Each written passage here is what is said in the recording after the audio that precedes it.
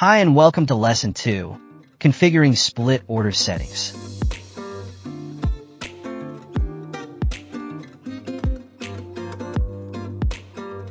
In this video, I will show you how to configure the Split Order plugin settings with WooCommerce.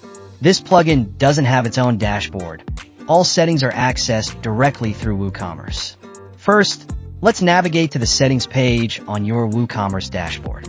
Go to WooCommerce and click on Settings. From here, click on Advanced and now select Split Orders. This is where you will set up the configurations. From this dashboard, you can add custom meta fields and select the order status. This setting allows you to choose the default status for split orders. If you want a new split order to match the original, select Same as Original.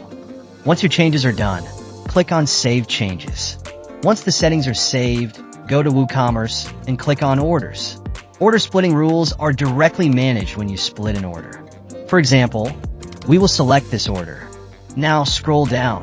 From here, we can see the button Split Order.